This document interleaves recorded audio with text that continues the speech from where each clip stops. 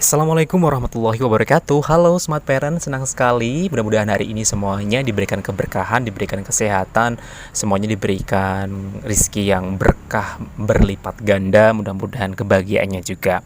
Smart Parent, hari ini saya akan berbagi atau sharing sedikit lah tentang bagaimana sih membuat anak itu bisa menyampaikan opininya, menyampaikan pendapatnya, sehingga dia bisa kita kontrol baik secara emosional atau secara verbal. Nah, untuk itu saya akan memberikan beberapa sharing informasi bahwa orang tua juga perlu bertanya kepada anaknya dengan cara pertanyaan terbuka supaya anak-anak ini bisa menyampaikan opini mereka dan bisa berpikir secara logis dan analitik. Sebelum kita sharing tentang pertanyaan terbuka dan tertutup bagi anak, kita perlu tahu dulu nih pengertiannya. Namun sebelum saya bahas, untuk Smart Parent bisa langsung subscribe YouTube channelnya, bisa like and share. Jika ada pertanyaan bisa langsung komen di bawah supaya nanti kita bisa bahas satu persatu ya. Yuk kita bahas dulu. Nah, apa sih sebenarnya pertanyaan terbuka dan tertutup? Nah, kalau kita biasanya sudah sering interview seperti itu ya, menjadi seorang presenter, menjadi seorang host di sebuah acara, atau sering kita ngobrol dengan orang gitu kan, nyaman dengan orang. Nah, sebenarnya orang tersebut punya teknik tertentu nih. Salah satunya dengan mengajukan pertanyaan terbuka gitu. Dan apa sih pertanyaan terbuka itu? Nah, sebenarnya pertanyaan terbuka itu adalah kebalikan dari pertanyaan tertutup. Kalau pertanyaan tertutup itu membutuhkan jawaban yang pasti, sehingga cenderung untuk melanjutkan topik-topik berikutnya cenderung akan stagnan. Misalnya pertanyaan tertutup nih, apakah kamu senang hari ini? Jawabnya iya atau tidak gitu. Nah, namun kalau pertanyaan terbuka adalah pertanyaan yang kemungkinan memiliki banyak sekali pilihan-pilihan jawaban. Contohnya pertanyaan terbukanya adalah seperti ini. Apakah bisa menceritakan bagaimana sih perasaan kamu hari ini nih? Jadi di sini kesempatan untuk bercerita dari A sampai Z itu terbuka lebar gitu, sehingga anak untuk berbicara verbal ataupun menyampaikan opini dan pendapatnya itu bisa lebih leluasa. Dan pada kesempatan hari ini kita akan belajar bareng nih bagaimana sih sebenarnya anak-anak ini kan sering mengajukan banyak sekali pertanyaan. Nah, terkadang yang ditanyakan juga berulang-ulang kepada Smart Parent. Sebagai orang tua kita juga harus sering ya menjawab pertanyaan-pertanyaan yang serupa dan itu lagi sering kita bosan. Mungkin bisa jujur saja ya, sesekali mungkin kita mengabaikan pertanyaan itu, bahkan melarang mereka untuk bertanya.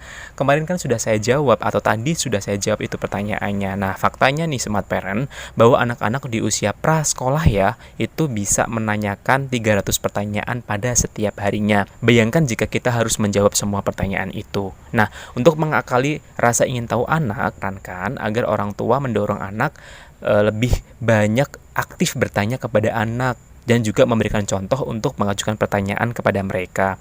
Nah, Smart Parent ketika menjawab pertanyaan anak, mereka akan cenderung memiliki pikiran yang terbuka nih. Orang tua juga bisa memberikan contoh pertanyaan yang bagus, misalnya seperti apa dan bagaimana, gitu ya. Bagi Smart Parent yang bekerja di luar rumah dan sibuk dan punya waktu mungkin pada malam hari saja, memang sebaiknya orang tua mulai deh lakukan pertanyaan-pertanyaan terbuka. Apa sih contoh-contohnya? Mungkin ada beberapa contoh yang teman-teman atau Smart Parent bisa contoh ya ketika di rumah gitu, supaya anak juga bisa dialog gitu. Kalau anak sering dialog dengan orang tua itu secara emosional akan lebih dekat, kemudian juga dia akan terbuka. Kemudian di masa depan atau ketika mereka dewasa, mereka kalau ada masalah lebih terbuka gitu ya. Keterbukaan itu sangat penting sekali untuk melatih anak supaya bisa jujur. Nah, setidaknya akan ada beberapa pertanyaan yang bisa teman-teman atau Smart Parent gunakan atau bisa dimodifikasi sendiri. Yang pertama adalah apa yang sering kamu khayalkan. Jadi anak-anak bisa bercerita apa sih yang dia khayalkan. Boleh khayalan-khayalan yang nyeleneh atau khayalan yang masuk akal atau tidak, bebaskan mereka untuk bercerita. Kemudian yang kedua adalah apa yang membuat kamu bahagia gitu. Jadi mereka akan bercerita apa sih yang membuat dia bahagia. Oh, ternyata ini.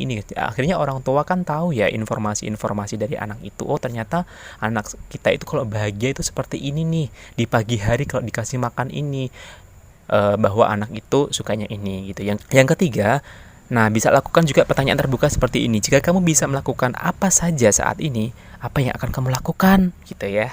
Jadi bisa saling bermain gitu. Dia pasti akan cerita gitu. Kemudian, apa yang pertama kamu cari saat bangun tidur gitu. Apakah mencari bonekanya, apakah mencari yang lain, biarkan dia bereksplor aja gitu, biarkan dia mengingat. Nah kemudian kalau misalnya nih, jika kamu punya toko nih ke depan gitu, ini ngomong cita-cita masa depan ya, in the future gitu ya. Jika kamu punya toko, nanti barang apa sih yang ingin kamu jual? Itu ajari anak untuk menghayal apa yang mereka punya gitu ya, atau mereka punya angan-angan nih. Nah itu juga bisa memberikan daya hayal kepada anak supaya tumbuh jiwa-jiwa entrepreneur atau berwirausaha. Dan lagi kalau misalnya punya anak yang suka nangis, misalnya bisa dikatakan ini ya cengeng gitulah ya, bisa orang tua mengajukan pertanyaan yang berupa, apa sih yang membuat kamu merasa berani? Cari tahu kemauan anak, jangan malah lebih memojokkan anak gitu ya. Oh calanan kok cemen. Nah itu sebenarnya akan mempengaruhi secara fisik dan juga secara psikis. Meskipun bagi anak dia itu akan merasa tertekan jika dikatakan seperti itu, meskipun itu maksud orang tua adalah gurauan, tapi hindarilah itu. Nah, berikutnya agar melatih anak, agar kita tahu informasi anak supaya kita bisa mencari informasi lagi apabila anak ini lagi sedih, ataupun anak ini lagi merengek, minta sesuatu tidak dipenuhi gitu ya. Coba cari informasi dengan pertanyaan terbuka gitu kan. Misalnya seperti ini. Apa yang membuat kamu bahagia tersenyum hari ini gitu. Itu bisa dilakukan seperti itu supaya kita tahu informasi banyak dari anak. Nah, ini apalagi kalau ini dilakukan setiap malam ya.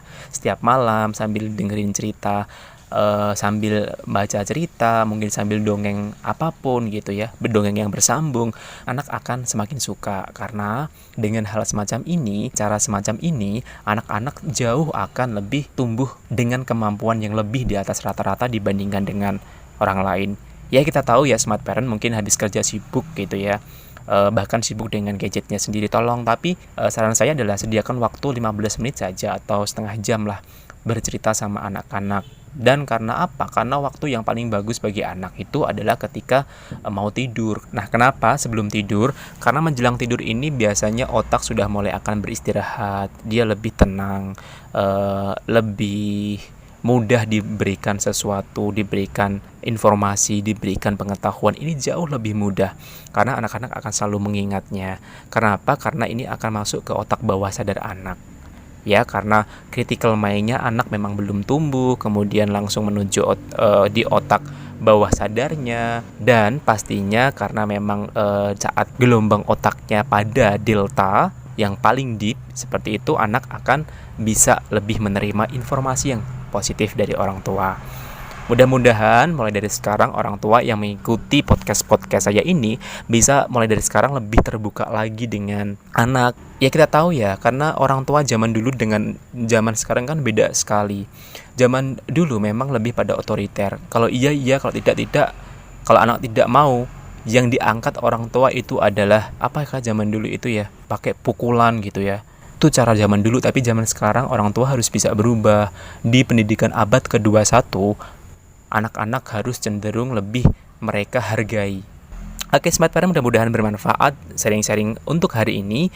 Mulai dari sekarang, sekali lagi saya tekankan, ayo mulai dengan anak, mulai dengan pertanyaan kepada anak, pertanyaan yang terbuka, jangan tertutup, supaya anak bisa lebih mengekspor dan mengerti akan kemauan mereka.